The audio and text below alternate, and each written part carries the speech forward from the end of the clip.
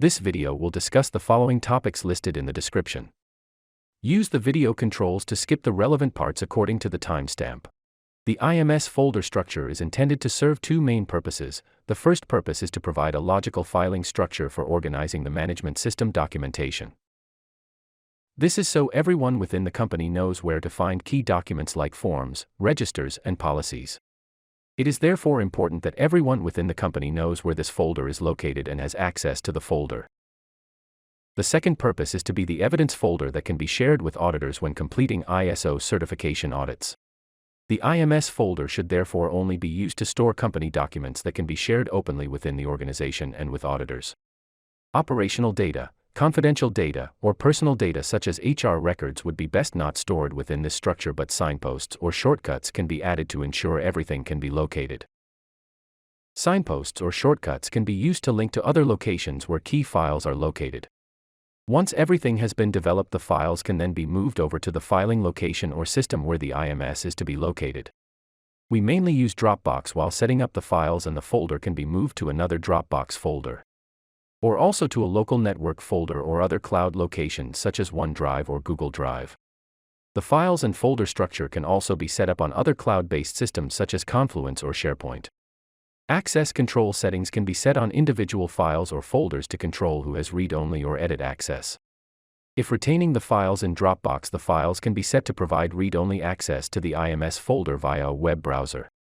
The initial folder setup has been supplied as a starting point which suits most organizations, but this structure can be amended to suit where there are folders with no content, i.e. where data is held elsewhere. It is still useful to just leave the folder in place, and we can add a note explaining where the content is stored, or add some screenshots and other evidence of how this is managed to help with the audit where we perhaps don't want to give an auditor access to other systems.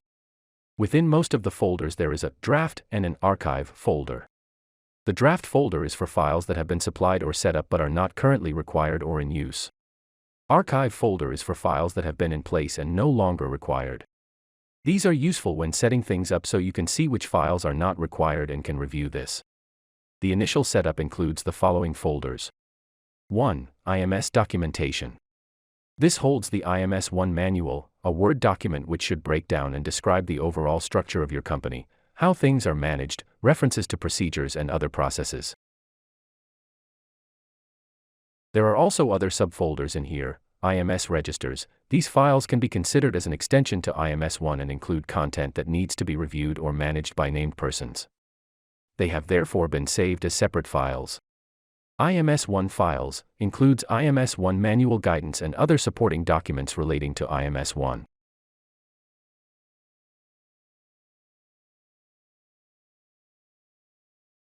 With the example of company forms and policies, please review and move all relevant policies into the folder and archive any duplicates. Some folders may initially contain no files, such as the Management Review folder. This isn't a mistake. Nothing has been supplied in this folder, as this is where completed management review should be filed.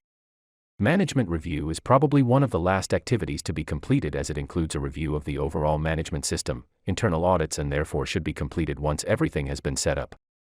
To keep track of what needs done, it is useful to make use of an implementation checklist to track our progress. Word versions of the implementation checklists are included in the IMS documentation folder. We hope this video was useful. For further guidance, articles, and resources, please visit our knowledge base at isomanage.com.